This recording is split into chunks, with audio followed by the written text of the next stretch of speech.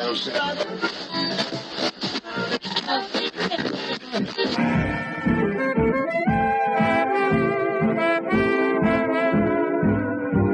is the Relic Radio Show, old-time radio entertainment still standing the test of time, from relicradio.com.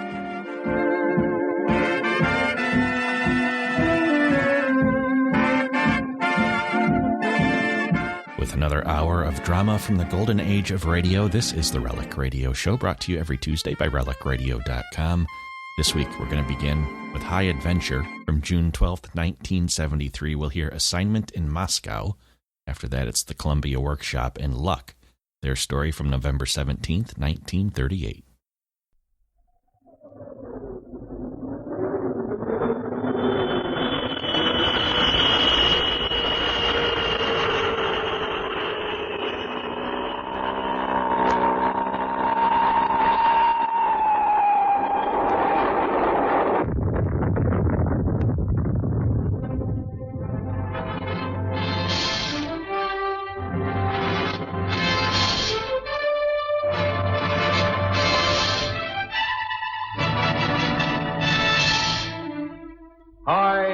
Adventure.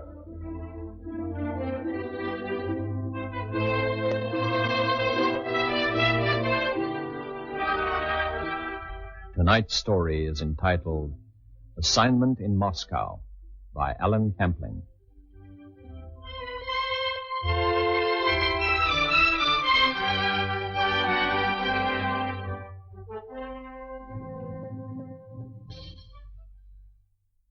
Ladies, now you can dress in high fashion at unbelievably low cost. Thousands of South African women acclaim Janome sewing machines, which not only simplify dressmaking, but give your work a real professional touch.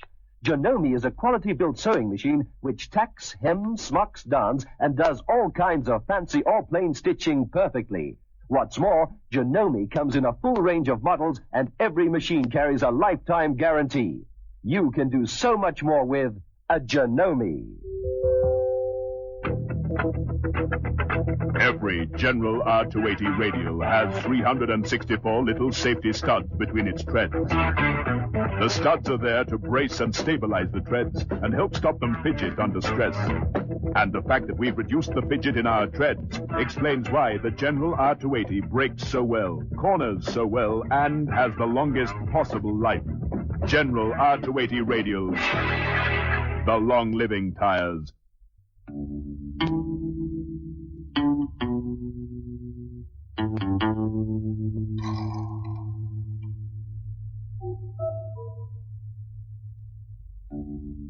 This is a story based on fact, but you will probably not believe it, because 100 years earlier the same things happened in a work of fiction. But what is truth and what is fiction? What is there to prevent a made-up story coming true?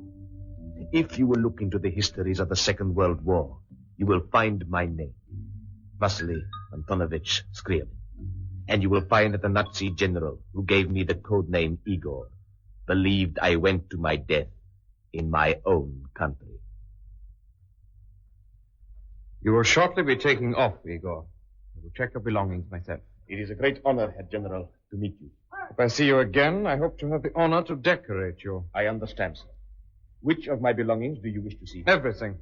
The future of the Third Reich would depend on you having Soviet-made laces in your shoes when the Checker examines you an hour from now. These are my passports, General. May I say something? Carry on, Igor. As the commander of Germany's Eastern Intelligence Group, you must know that my country's secret police is now called the NKVD and not the Czech. I assume that you made an intentional slip to ensure that I also knew this and was alert. Good thinking. Well, the passports all appear to be in order. My forgers have done their usual excellent job. Let me have your watch, a fountain pen, cigarettes, and lighter or matches. Tell me who you are. Thank you. Of course, I do not want you to tell me you are the nephew of the Soviet Prime Minister. I want you to forget that until the time is ripe. What is your cover story? I have three, Herr General. First, I am to be Major Posyuchkin of the General Staff of Marshal Alexander Vasilevsky. Then I am... Achtung! Who is Marshal Vasilevsky? Herr General, He is chief of staff to the swine. Do not become emotional. I speak of Joseph Stalin, and I think of him always as the swine. It is because you hate that man that you are serving the Third Reich in this way. He had my father and mother murdered, Herr General. Of course. To this you owe your own life. My life, sir. Certainly. When you were captured with your 38th Red Guard Regiment in 1941, the Gestapo would have executed you if I had not got you on my list of well-connected Russian officers. It is fortunate for you that Molotov is your uncle, and that Joseph Stalin has made Herr Molotov his prime minister. I am related to the lick-spittle of a swine. Control yourself. It is to that fortunate occurrence that you owe my decision to parachute you into the Soviet motherland tonight. It is Herr Stalin that you must thank, that you are now a soldier of the German fatherland, instead of a corpse rotting in the same grave as the rest of your regiment. Is that clear? Quite clear, Herr General. The swine destroyed my father, so you give me Germany in his place. He destroyed my mother, so you choose me and train me and order me to spy upon my motherland. It is a twisted fate, Herr General. I cannot be held responsible if I assassinate Stalin without orders. I have no wish to reduce the hatred that is your mainspring of action. But I can assure you that you will not kill Stalin, even if you get the chance. You will turn aside from your personal obsession and continue the mission that I have given you, because I, Major General Reinhard Gellen, have so arranged your life.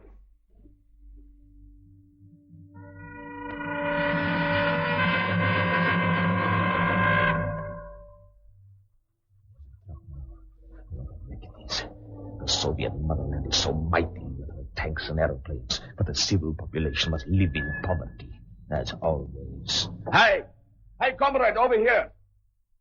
Can you give me a lift to Moscow? I've just Come along, Major.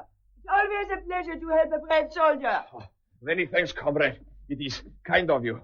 Put your cases behind the seat. You have a great many of them. They are heavy. I have had to walk from the military hospital. From the hospital? You are a doctor, Comrade Major. Not a doctor. I was wounded. Now I am convalescent. Oh, many have been wounded, but the war goes well. You are going all the way to Moscow. All the way. If you could drop me off at the station. Krasnodar station. It's only a little out of my way. No, comrade. Skilsky station. I see. Skelsky station, yes. Well, it is some way yet. Perhaps you would like to take a nap. You are convalescent. You are most thoughtful. Beautiful, too. You are safe with me. I will take you where you should go. Believe me, Comrade Major. He is sleeping now in the cab of my truck, Comrade Colonel. Your men will be able to capture him without difficulty. You were right to bring him here, Martha. If you had refused him a lift, he would be freely roaming the area, and we might never have picked him up. How did you know he was not telling the truth? Twice a week I deliver vegetables to the military hospital. 2 days ago, there was an order that only hospital staff were to use the tarred road. Patients and tradesmen must use the side entrance, which has a large patch of wet clay just outside. Wet clay? I don't understand. There was no clay on his shoes. He could not have come that way. Also, he agreed with me that I should take him to Skilsky railway station. Now I understand. It was taken out of commission last week by my own orders. And all military installations, including the hospital, were so notified. Oh, yes. It is evident that he is a Nazi spy. You have deserved well of the state, Comrade Marfa. Come in. Now we shall see how long it takes to get the truth from him. All right, Sergeant, you can go. Come in, Major. Take this seat. What's going on here? Why have I Sit been... down, when the colonel tells you. Not that chair. This one. That's right. You see, this one I can reach with my boot when I want to. Oh, what the devil do you think you're doing? Have you gone mad? I see that you're reported to... Enough play acting. Your knees are both dislocated now. When you tell me who you are, I shall summon the surgeon to put them back in place. It will be painful for you, my friend, but less painful than the shoulder I shall dislocate if you refuse to cooperate. Comrade Colonel, may I have your permission to leave? To wait outside. Feeling squeamish, Martha? This is not a human being deserving your sympathy. You have just ended your career, you fool. When my uncle hears of this... Your uncle? You threaten me? Is your uncle Adolf Hitler, perhaps? Here, you give him this with my company. Stop it, Colonel. He fainted. Is this how you interrogate your prisoner? Do not interfere. Scum like this can understand nothing but force. Now, where is his wallet? We will soon see who he pretends to be, and then we are halfway to learning who he really is. Let me see now. It is possible that I was mistaken, that he is telling the truth. It is not possible. Well. These letters are supposed to make us think he's related to the Prime Minister himself. Comrade Vyacheslav Molotov, no less. Huh. The cheek of these people. It seems such a foolish lie. Molotov was born right here in this village. The papers related to his family must still be right here in the town hall files. You can expose this story in a moment, Comrade Colonel. Then, when he revives, you can confront him with the evidence, and there will be no need for any more torture.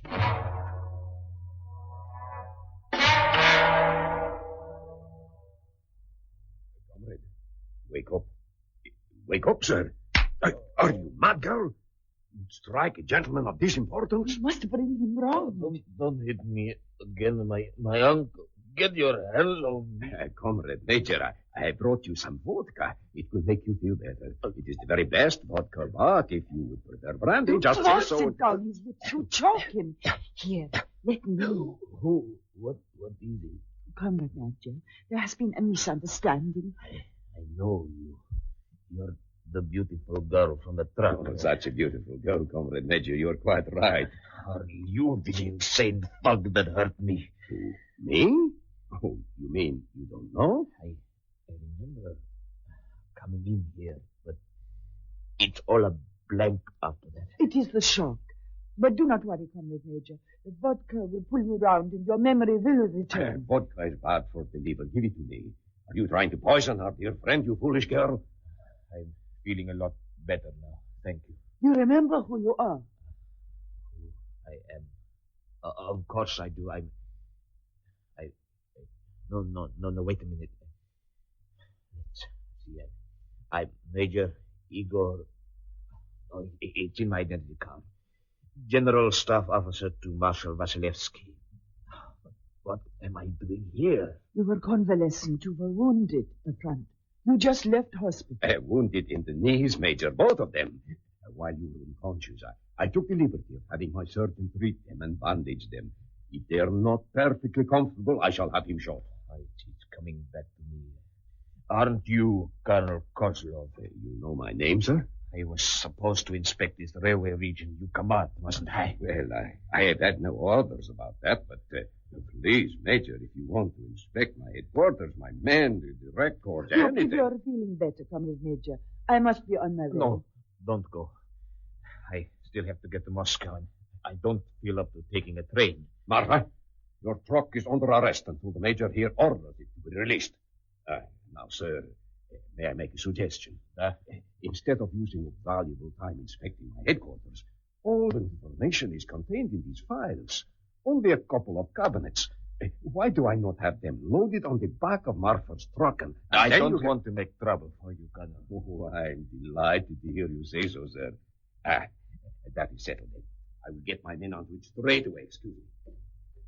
Please be comfortable while I am gone. I have some more vodka. It will help your memory to... No, second thought. I'll take it with me, shall I? In case it upsets your distinguished stomach. I've never seen a bully turn so quickly into a coward. He's frightened of you. And you're not. I did my duty. You know I reported you as a spy, of course. Certainly. My memory is perfectly intact. I wish the Colonel to believe it wasn't, but... You are on a secret mission for our government. You are inspecting military installations. I understand. It is my duty to give you every assistance. My identity is to remain a secret. Those are my orders. You know who I am. And that presents a problem. The Colonel knows too. And that's another problem. In order to close his mouth, it might be necessary to kill him. No, don't get excited. I am not going to kill you as well, unless it becomes absolutely necessary.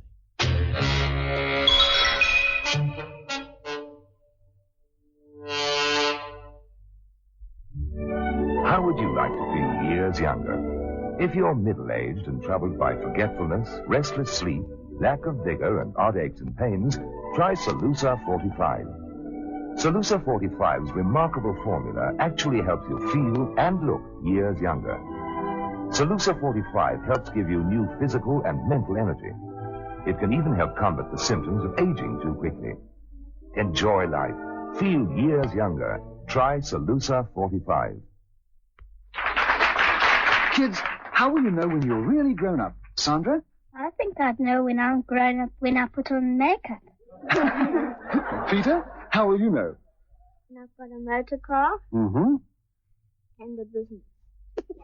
And how will you know when you're really grown up, Celia? I can open an account at the Standard. Why the Standard Bank? Because I just have to sign my name and I can go in and pay my bill. Who told you that? My mother.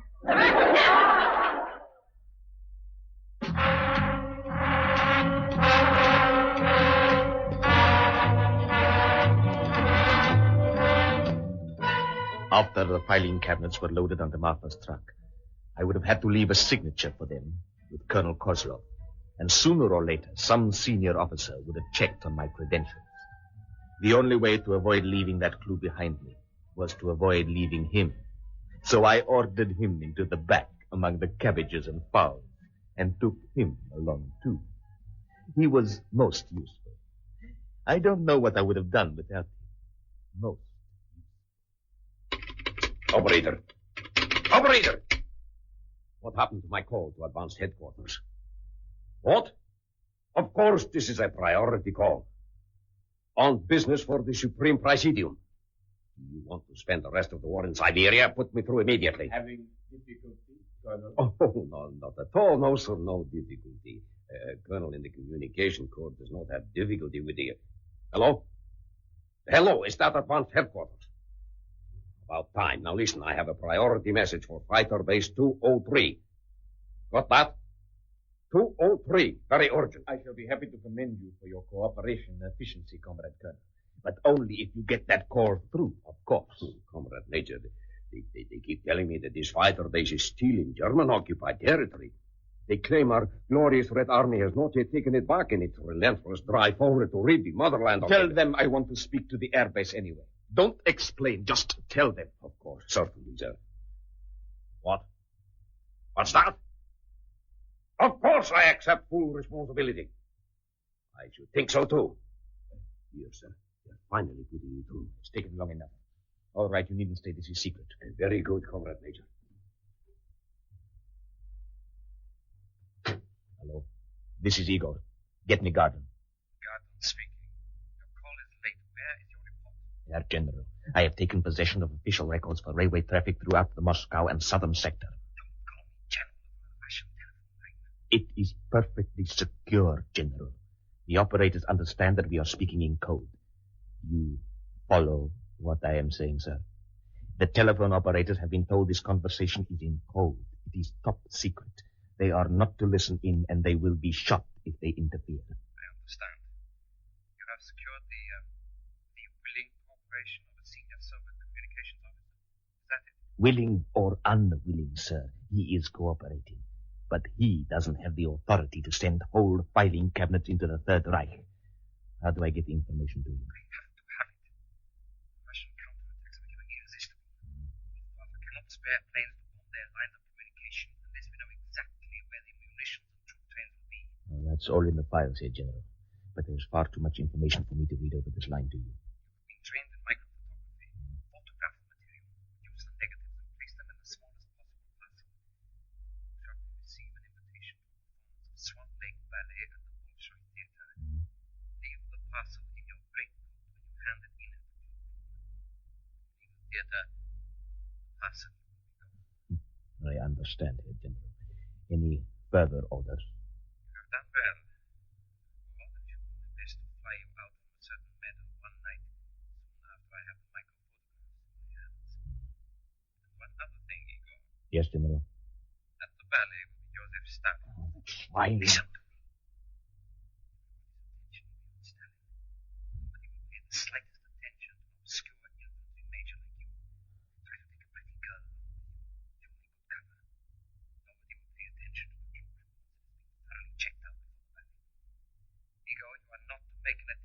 Stalin's life, or the whole theater will be swarming with police, and the parcel might be found. Forget you, Agent. That is an order. My men have orders to gun you down, and the girl as well. Darling, are you in there?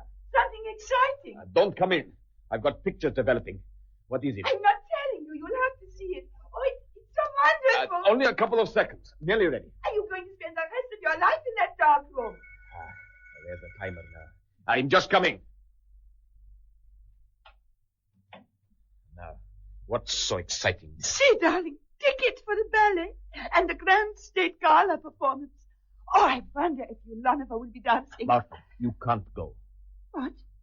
What did you say? I'm sorry, but I'm going alone. Don't ask me to explain. Igor, what's worrying you? Worrying me? I don't know what you mean. I'm not a fool, and I love you too much to be blind to your moods. You've got more and more. I don't know. Ever since you got poor Colonel Kozlov to rent this villa and started locking yourself in that dark room all day and half the night. I have work to do. You know that. The wars, such things are more important than music and dancing. You must stay here. I don't understand. It is you that has important work here. So why is it I that must stay while you go to the Bolshoi Theater? Igor, can't you tell me? That's it. I can't tell you. Reasons of state. A matter of national security. You mustn't ask me. Oh, darling, of course. Forgive me. It was foolish. Not foolish. There is too little gaiety and music in our lives now. I wish we had met in peacetime, when I could have brought you flowers, chocolates, and pretty things. I wish I could court you as you deserve. It's nothing. I have your love, and this is all that matters. Martha. Major! Comrade Major, where are you? Colonel Kostler, were you expecting him now? Going to the dark room. I've told him specifically not to come here while I was working. He has never disobeyed me before. Oh, God, be careful. He is always armed. I'll be all right. Stay in the dark room until he has gone. I don't want you in the way if he's in here to make trouble. Now, go on now. There's a good girl. Major, are you in your dark room? I'm here, Colonel. What is it? What do you want? There you are. Major, please answer me one question. You are interrogating me? You have forgotten what happened the last time. Just one question. Why is it that the Prime Minister's office believes you are a prisoner of the Nazis? I will not tolerate interference with my work. What is your authority for questioning me in this way? I see. You evade my question. Now that you see my revolver and the safety catch is off, you also see my authority. You will be severely punished if you do not put that gun away. Well, not if I am right. Right? About what? I have been to much expense to rent this villa for you, to purchase all that photographic equipment. As a military officer, I'm entitled to submit a claim for legitimate expenses to the authorities. Certainly. Go on. Yes. But the military authorities know only that you were taken prisoner by the Germans on August the 17th, 1941. They have no record of you being released or having escaped. So they did not know you were in Russia. You told them. You betrayed a state secret. Then it's a firing squad for you. I did not tell them. I only asked information. I gave none. I was referred to the civil authorities, and eventually to the office of the Prime Minister. They also know nothing of you since the Nazis took you. High matters of state are not disclosed to junior public servants. Naturally. But the head of protocol is not a junior public servant. He is my mother's brother. And what am I to think when my uncle says that your uncle believes you are dead? There is a mistake here. A mistake you will pay for with your life, you fascist spy. You wouldn't dare kill me. I might be what I say I am after all. Killing you would do me no harm. Letting you live would make me look a fool and a knave if you are not what you made believe. Nobody knows who you are. If I kill you and destroy your body, then kill and destroy your mistress. Leave her out of this. She's done nothing wrong. That sounds like an admission that you have done something wrong. Well, Comrade Major, who treats me with such contempt, I would like to see what this famous photographic work is that you've been doing for the motherland. You can't go in the dark room. You are no longer giving me orders, Comrade Spy. I'm going in there. No, I surrender. Take me to the secret police. You're right. I am a spy. Let us go now. Not so fast. You told me you were printing photographs of enemy installations secretly delivered to you by our own secret service. Yeah. If I find you have been recording the communications information, which you tricked me into giving you, we shall not go anywhere near the police. Stand still! My revolver is pointing straight at you, and I'm an expert marksman. I'm going into that dark minute. Martha, what have you... Come on, Igor, run for him. He's dying with a I'm devil. full of acid in the face. Don't look. We must get away. You must go. I still have to go to the belly tonight. Not now. Whatever you had to do there, you will be watched. No, he didn't dare say what he suspected in case he was wrong. I have to take a parcel to the Bolshoi Theater tonight, and then we must hide ourselves. What's so important about a parcel? You sound as if it were a matter of life or death. Life or death? Yes. Listen, Martha. Joseph Stalin will be in the state box at the ballet, and the colonel has provided the gun to kill him.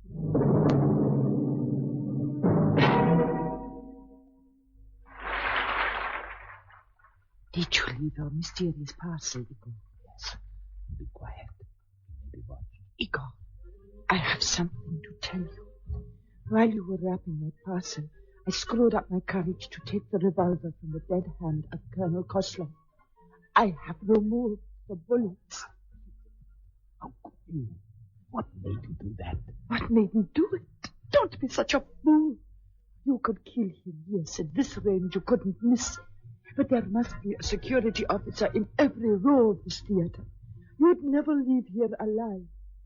And although I'd die for you, darling, and you already know I'd kill for you, I won't let you die for hatred when you must live for love.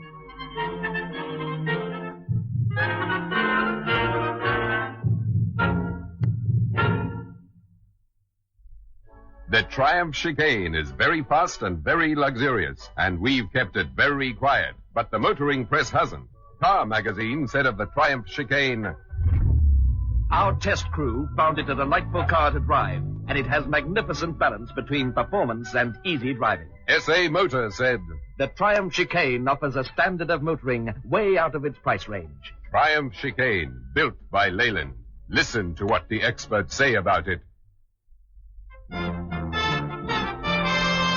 Announcing the complete detergent. New Darto. New Darto. It's all your whole family's wash needs for dazzling whiteness. And brilliant brightness. And stain removal. And easy rinsing. And all temperature action. New Darto. What more could a mother want for her family's wash? Now you've got what you want for your whole family's wash. New Darto is a mom's best friend. New Darto. The complete detergent.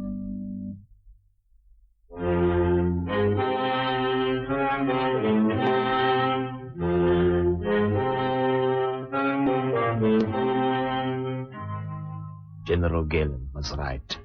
I did not kill Stalin, but my reasons were such as he could not know. After the war, he became a famous man, creating in Europe an espionage service operated by the Central Intelligence Agency of the United States. He could have got me out of Russia, but I would not leave without Marfa, and she would not leave her family. Today, it is my family too. And although the official records say nobody knows what became of us, there is information coming out of Russia from me and many others that will one day help to bring peace and freedom to the whole world.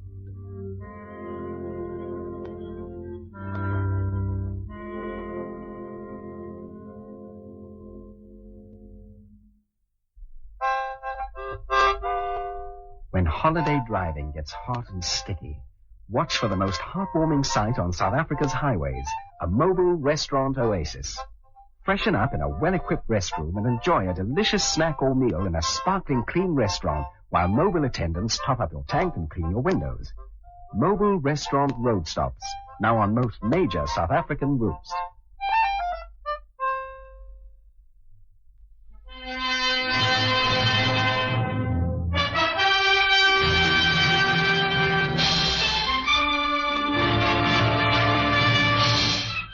High Adventure is produced by Anne Freed and directed by Henry Diffenthal.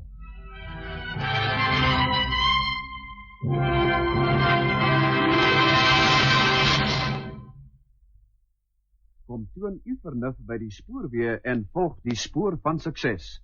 Spreek die afdelingsbestuurder of statiemeester oor 'n loopbaan as stasievoorman, kondukteur, stoker, laaimeester, baanmeester. Still time for more bright programs before midnight. In just a few seconds from now, you can hear the epic case book in which Inspector Carr investigates. Music of the Americas at 10 o'clock brings us not only a big 20-round cash prize, but especially tonight the music of Paul Simon. World of Ham and Innes at 10:15, followed by World News 10:30. Then right through till midnight, it'll be Evergreen with Wicker and yours truly.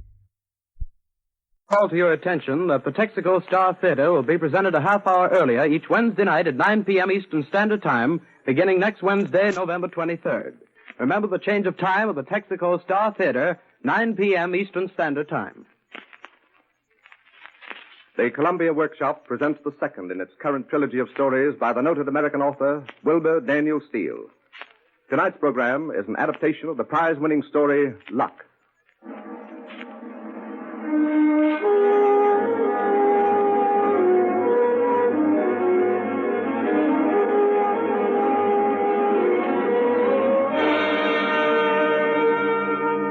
Luck. What is it? What does it come from? What guides its strange path? This is the story of two men and the way of luck. There's Will Yard, big, raw-boned, confident. Will Yard, the beef grower, with his easy smile, his quick, strong movements. Luck. There's no such thing as luck. You get what's coming to you or you take it. I make my luck. And there's Jennison, little and dry, with his twisted body, his thin voice. Luck. It's all luck. You ain't got a chance without it. Look at me. We find Jennison and Will Yard late one winter night with three other men in the back room of Peter's Mountain Store. They've been playing since early evening. Now it is almost dawn. All right. All right, I'll stand. What about you, Jennison? Cards have been running your way tonight. You can't grudge me that, Will. I ain't had cards for a long time. Well, all right, play 'em then. What are you going to do? I'll call you. You're a piker, Jen. There's 3 jacks. I got a flush. Even with the cards, he hasn't any guts. Where's your bottle, Peters? You get stingier all the time. Yeah, I was telling Peters that only yesterday. Dipping the customers is one thing, holding out on the liquor is something else. Is that so? Well, you're hired to clean up around here, Tinker, not to do arithmetic. All right, are you birds playing poker, or ain't you? Yeah, Peters. Push out. This is where your cards stop, Jennison. Now they won't. I'll feel lucky tonight. For the first time in years. Lucky. You feel sorry for yourself, that's what you mean. And you call it luck. Well, you're always talking big. Someday you'll come a cropper and find out a few things. Not me, Jen. Not me. You with your twisted neck, maybe, but not me. Never mind that. How many cards you want, Will? 2. Tinker? 3. You, Ed? 2. And make 'em sweet. I don't trust any of you. You, Jennison? None. I'll stand. None, eh? Are you going to bet or aren't you? I'll start with 10. I'm out. I'll stay in. That lets me out. I'll raise you 20, Jennison. I'll raise you 50. I'll call. 50? You're pretty sure, ain't you, Jennison? I think you're bluffing this time. I'll raise 100. All right, boys. I can't go any higher. I'll just call again. And 100 more. Well, that lets me up. Okay, I'll call you, Jennison. You're losing a lot of money this time. Maybe I am. Maybe I'm not. Well, get a look at these. 4 10s. 4 10s. As pretty a picture as you'd see this side of North Gap. How about it, It's all right, Will. A good hand, but I got 4 queens. You what? 4 queens? 4 queens you got, Jennison? Yeah, look at 'em. Yes, I can see 'em. Or else maybe I wouldn't have believed him. 4 queens, eh? Well, I've had enough. Where's my coat? Over there on the barrel. Your greenbags, too. Wait a minute, Will. You ain't sore. Who, me? No, I ain't sore. What do you think? The money is his, ain't it? No, I ain't sore. I'm just curious. What do you mean? Oh, nothing. I was just thinking about your luck. Say, look, Will. While you're climbing into that coat of yours, why don't you have just one more before you go? Plenty of it. And it'll be cold going over the mountains. Come on, just a small one. To help the sun up, eh? Oh, never mind. Well, you'll need it. A long, cold walk home in the snow. Shut up, will you? I'm watching Jennison count. Lucky Jennison. 5, 755, 765. 765. And he calls it luck. Well, I'll be hanged if those 4 queens were luck. Yard, old fella, take a drink and pass the bottle. Sure, Will. You'll be lucky next time. I will, Well, take it from me and put it in your pipes and smoke it, the whole lot of you. There's no such thing as luck, and a man's a fool who thinks there is. Good night. Almighty Pete. I never can tell if that fella's had too much or not. He certainly gets ornery. He's had plenty, all right, and he's sure mad. I wouldn't want to be walking home with him. Oh, it beats me. You heard what he said. No such thing as luck. And him the luckiest devil that ever drew. Yeah, it's funny, all right. Will saying that. And saying it to me. It's real funny. Here, help me on with my coat, will you, Ed? Kind of hard to twist into it tonight. Must be the dampness making my neck worse. Sure, I'll help you. Well, got a good roll to warm your pockets with. Blacker than the shades out now. How are you going, Jennison?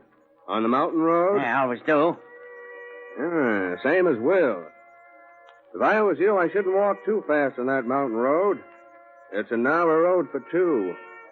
And by the looks of Will Yard when he left here, he wouldn't want having his heels trod on too much this morning. I ain't afraid of Will Yard. Maybe not. But I'd give him wide berth if I was you. Yard's all right. When he's sober. When he ain't got a grudge. He ain't got a grudge against me just 'cause I won tonight. He can't get mad at that. Only you got to remember you're carrying quite a piece of money. And by the looks of Will Yard, he wasn't too certain yet who it belonged to. It belongs to me. I own it. Will knows that. Oh, Jennison, they're just being funny. Don't pay no attention. Hey, how about a quick one before you start, huh? No, thanks. I'll get along. Come to think of it, maybe I will. It's going to be cold over the mountain. Sure it is. That's the boy. Here, I'll join you. Well, here's luck, Jennison. Thanks. Here, you busy these days, Jennison? Got any fox traps out this year? A few. I got a couple down near the pond. The pond by the mountain road? Yeah, Joe Schultz has been cutting ice through it. Yeah, that's where my traps are. If I feel like it, when I come by there, I might have a look at them on the way over. The pond, eh? That's where we'll search for him. Yes, sir. We'll drag the pond. If he don't turn up in good time, with the money, you understand, we'll drag the pond and... Oh, you going, Jennison? Yeah, but you're wrong, I tell you. Wrong. Will ain't gonna hurt me. I guess I better start. Good night, Jen, and be careful. Yeah, I will. Don't worry about that. Well, I'm going to bed. You fellas can stay here and gab as long as you please. I'm tired of listening to you. Joe let that out when he begins to feel like going home. Oh, thank the Lord for Sunday. Well,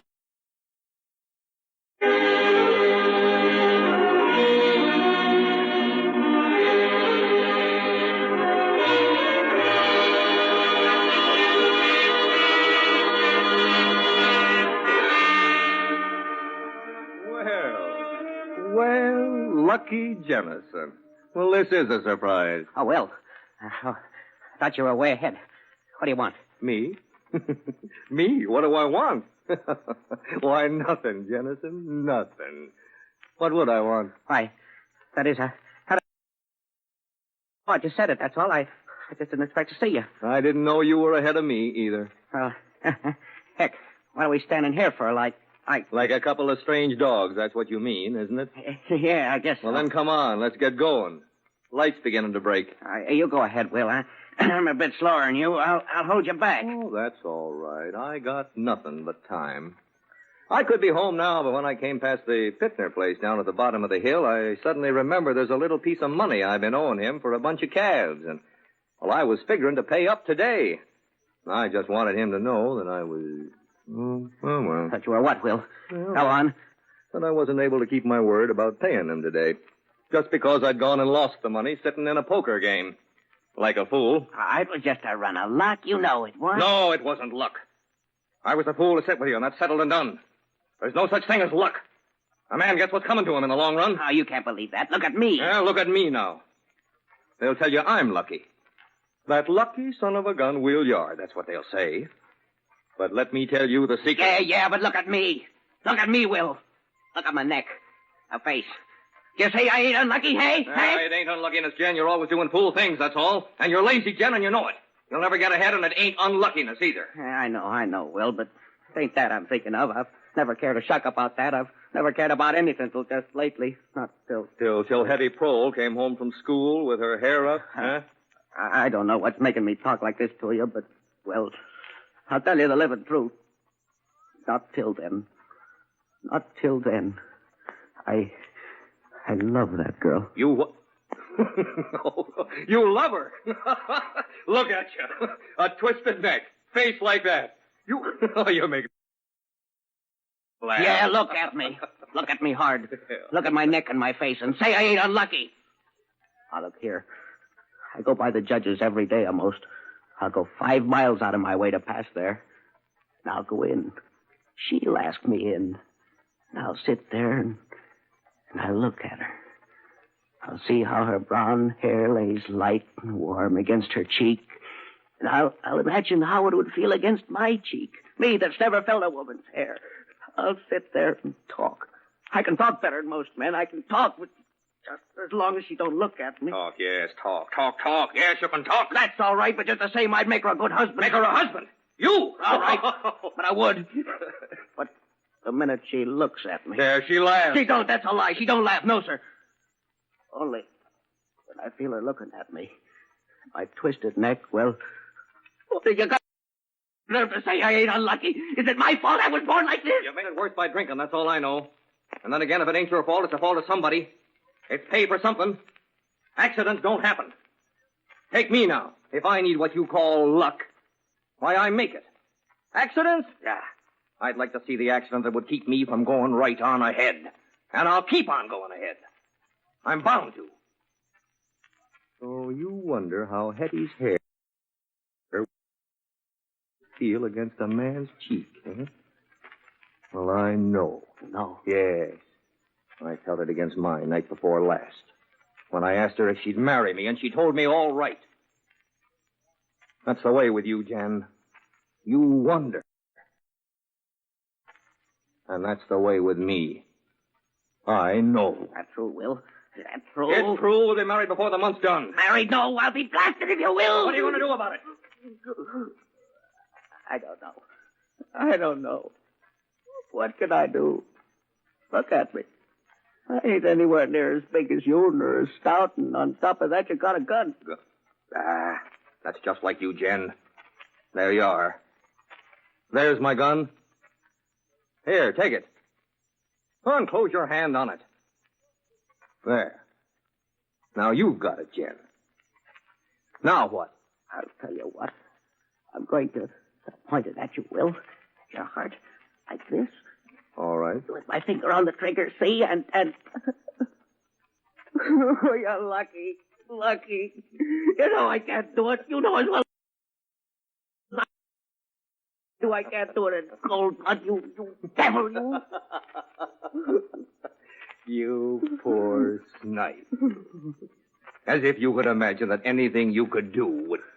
you make me sick. You never can carry a thing through. No, I never been able to carry a thing through yet. I know it as well as you do. I can't even carry through my one luck. Here, take the money I won tonight. Take it, it's yours. I know that. I knew it all along. That last was too raw, those 4 queens. Well, you saved 3 of them out of your full house 3 hands before. I knew it. But I never worried. I knew I'd get my money back. I knew you couldn't carry it through. But look here. I only want what's mine. You got some of your own in there now, Jen. No. I don't want any part of it, Will. I won't touch it. I cheated. Oh, don't be a fool. How much, Jen? All right, never mind. I know. Here you are. Now take it. And come on now. Shut up and come on along. Well, are you coming? I ain't going on just now. Not coming? No. I got a couple of traps down there by the pond. I'd like to have a look at before sunup. Oh, there's a blue fox on the mountain, Summers. Joe Schultz seen it less than a week ago. If I could get that fella. You mean you want to hunt foxes now? Yeah. It'll be full day soon. Say, Will, would you mind leaving me take one of them grain bags for a spell? Why, sure. Thanks. I tell you, if I had the luck to catch that blue one, I shouldn't want the whole township knowing about it, huh? You know, I could carry it home in this old bag with your name on it, and nobody'd be the wiser. See? Elmbrook Farm, William Yard, proprietor. And if you don't mind, I'd just as leave have your gun along in case that fox... Fox? Jen, you ain't scared of a fox. No, only them blue ones, you know. I've heard say they ought to be shot in the eyes so as not to mar the pelt. Oh. Well, I don't claim to know anything about such things. Go on, take the gun and welcome. Keep it. I make you a present. No, that's all right. I'll see you later with it, all right. So long. So long. Will, one thing more, if you don't mind. Maybe you think it's funny, but I'd be obliged if you wasn't to say anything about it.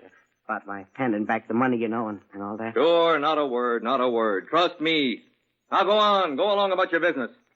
So long. So long, Will. And I'm mighty grateful. Mighty grateful.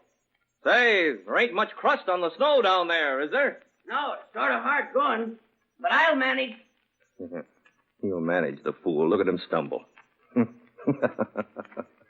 La dee da da, da ba Fox hunting at this hour. Blue fox, shoot him in the eye. Sounds fishy to me. He's such a queer bird. I wonder. Oh, Jen! Oh, let him be, the poor gutless fool with his luck and his no luck. La da la dee, la la da dee.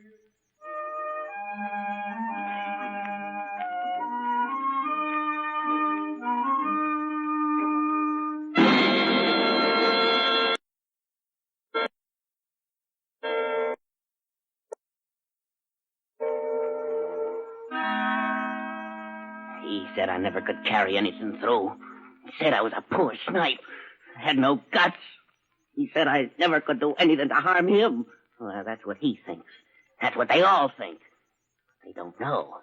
He don't know. There's something else in me. Something besides his twisted neck. Something nobody knows about. That's me. That's right, Jennison. That's right. I'm the part of you that nobody knows. That you didn't know. And you can do this thing. I tell you, you can do it. Yeah, I can do it. I can. They've shown you how, Jennison. Remember what they said. Yard's all right when he's sober. When he ain't got a grudge. They know you're carrying money, Jen. Yeah, but I can fix that. Just a match. How pale it burns in this half-light. My hands are shaking so. What am I doing? Earning money. Me, Jennison, earning money. And it rushes away like dust. No trace of it. No trace at all. Now, I'll turn my pockets inside out and stare 'em. Now the pond, Jennison. Remember what they said. They'll search for you in the pond. They'll drag the pond if you don't turn up at home with the money. They will, Jennison.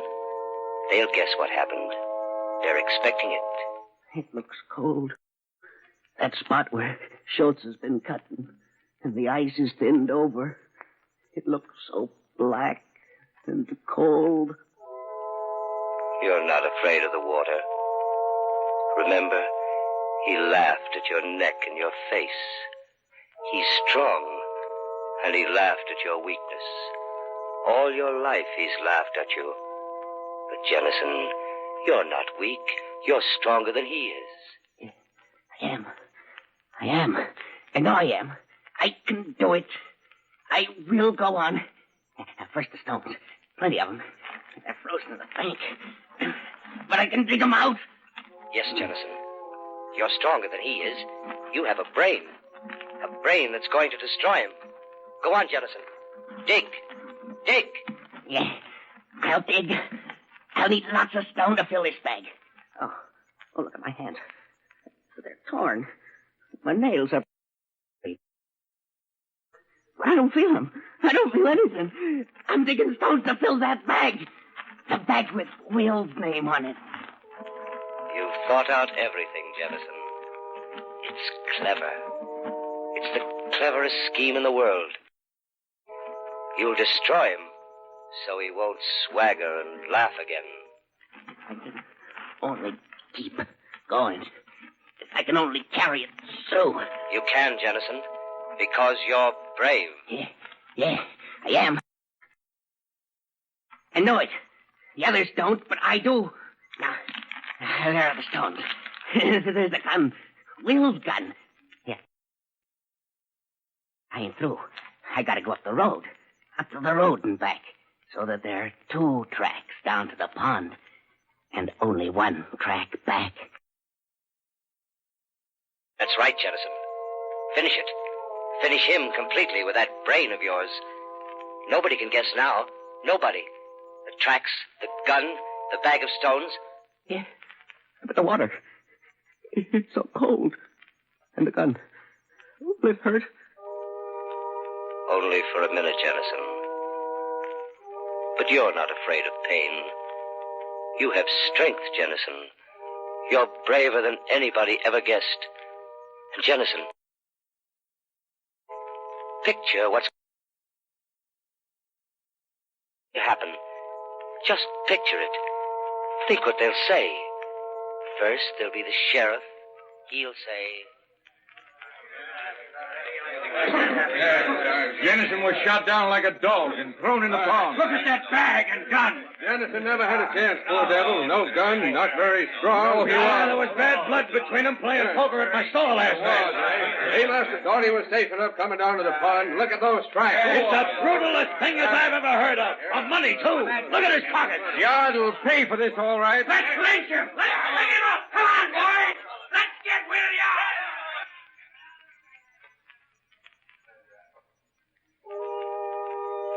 That's what'll happen, Jennison. But that's not all. There'll be Hetty, too. Hetty Prohl. Think what she'll say when she hears.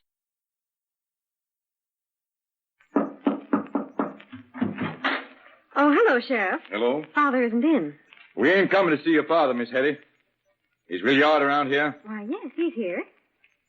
What are all those men doing here? Never mind them, Miss Hetty. Just tell Will to step out for a minute. We got some business with him. Why, of course. Will? Oh, Will? Yeah, I'm coming. Well, hello, Sheriff. Need a little help running the law? I want to know when you last saw Jennison. Jennison? Why, I saw Jennison last night down at Peter's store. We had a little poker party. That's all I wanted to know. Williard, in the name of the law, I arrest you for Jennison's murder. Murder? Jennison murdered? No, it can't be. Murder? Jennison murdered? Oh, now look here. Never mind the bluff, Will. Jennison was found in the pond this morning. Shot and sunk with a bag of stones. This your grain bag, ain't it? Well, yeah. Here's your 44 we found under the bushes. You must have needed money bad to do a thing like that. I tell you, I didn't. I didn't do it. I can explain the bag and the gun. I gave them to Jennison. I did meet him on the road. A murderer. You, Williard, a murderer. Oh, Hetty, you must believe me. I didn't do it. And Jennison was so sweet, so kind. It can't be true. Will, I hate you. I hate you. I hate you!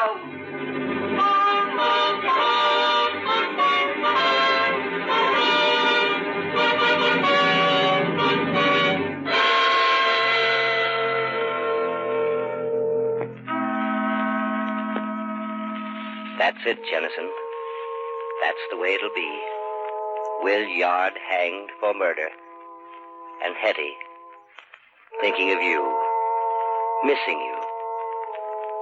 Well, the time's come, Jennison. Are you ready? Yeah, I'm ready. Just tie this bag around my waist. It's heavy. It'll break the thin ice. And now the gun. It's funny, I couldn't pull the trigger on Will. You planned everything, Jennison. It's just right. Now, go on.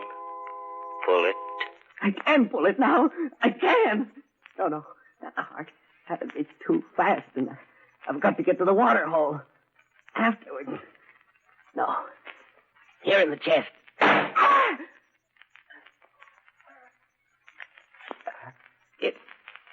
It didn't hurt much. No. The gun in the butcher's. Now, well, I can. The hole. I must take the hole. But these stones, they're heavy. They're holding me back. It seems so far. So far. I didn't know it was so far.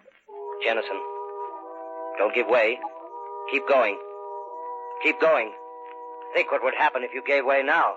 Yeah, but I can't see. I can't see.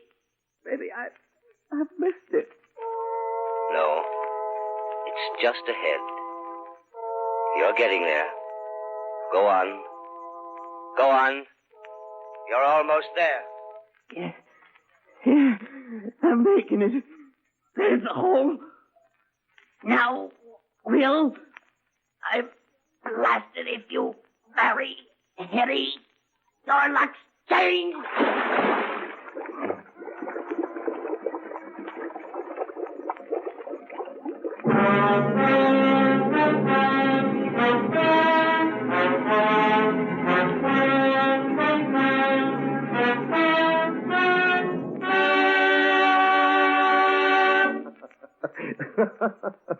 La dee da da, la dee da dee. Fox hunting at this hour. Blue fox shoot him in the eye. Sounds fishy to me. He's such a queer bird. I wonder. Oh, Jen! Oh, let him be, the poor gutless fool, with his luck and his no luck. La dee da da. Hello, Will. Hello. Oh, it's you, Judge Prohl. What are you doing running people down at this time of the morning? I just got in on the 558, and I'm going home. Jump in, I'll give you a lift. Well, thanks. I could use one. Oh, who's that going down the hill? Looks like Jennison. Yeah, it is. We just came back from Peter's together. Well, now, what on earth's he doing at this time of morning, going down to the pond with that grain bag? He thinks he's got a fox down there in his trap. Blue one, he thinks, maybe. He just borrowed one of my bags in my old 44 to get it. You ever hear of shooting a blue fox through the eye? Not unless you're a darn good shot. Is that what he's going to do? That's what he said. He went off muttering to himself. He's a queer bird, isn't he? I can't stand him for a cent. Too creepy. Here, jump in, will you? Yeah. Let's get out of here before he changes his mind and comes back. Two's company, three's a crowd. Can't stand him. Neither can Hetty. Yeah, well, I don't wonder. Oh, I'm tired. Well, let's go. You're pretty lucky, Will. You'd been on the road a long time this cold morning if I hadn't just happened along. Yeah. You're in luck. Well, I don't know about the luck, but I'm grateful for the lift.